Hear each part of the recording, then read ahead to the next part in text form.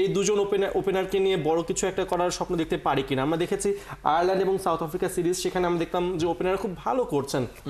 Paul Stirling, রস Eder একটা 100 ছিল, রেজা হেনরিক্স তিনি আসলে 50 করেছেন, ম্যাথিউ ব্রিসকে, রায়ান রিকেলটন, আসলে সবাই খুব ভালো পারফর্ম করেছেন ওপেনিং স্লটে বা টপ অর্ডারে। সেক্ষেত্রে আমাদের টপ অর্ডার কি এই জায়গাটাতে আবুধাবিতে খুব একটা ভালো পারফর্ম করতে পারবে কিনা?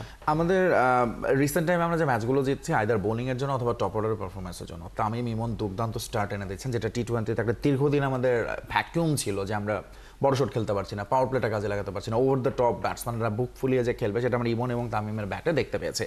সেই জায়গাটাই দলের সব শেষ সিরিজেও আসলে কিন্তু যেটা করা হয়েছে, দুটো করে ম্যাচ খেলানো হয়েছে প্রত্যেকে ঘুরিয়ে ফিরিয়ে। নাইম শেখকে ওই জায়গাটা থেকে আসলে সিলেক্টররা সিদ্ধান্ত নিতে পেরেছেন।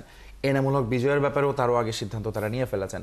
ফলে অপশন কিন্তু আসলে আর ছিল না। হ্যাঁ, একটা অপশন ছিল সৌম্য সরকার। এখন সৌম্য সরকারকে যে নেবেন, ঠিক কোন বিবেচনা নেবেন, সৌম্য সরকার ঠিক কি করেছেন বলার মতো আমার মনে হয় সেটারও উত্তর সিলেক্টরদের কাছে ছিল না, এবং সে কারণে তাকে ব্যাকআপে চলে যেতে হয়েছে।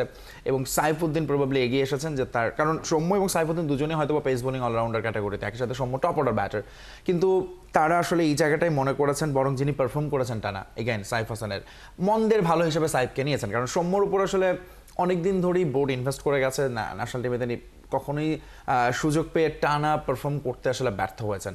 আমরা সবসময় সৌম্যকে নিয়ে খুব আশাবাদী হই, কিন্তু ম্যাচে গিয়ে হতাশ হয়েছে। এবং সেই কারণেই এখন আসলে যে দুজন আমাদের বেস্ট ওপেনার তাদেরকে রাখা হয়েছে, ব্যাকআপ হিসেবেই আসলে একজনকে নেওয়া দরকার ছিল, সে কারণে তারা সাইফ হাসানকে নিয়েছেন। কিন্তু আমার মনে হয় না যে এই ওপেনিং জুটিতে আমরা কোনো চেঞ্জ দেখবো।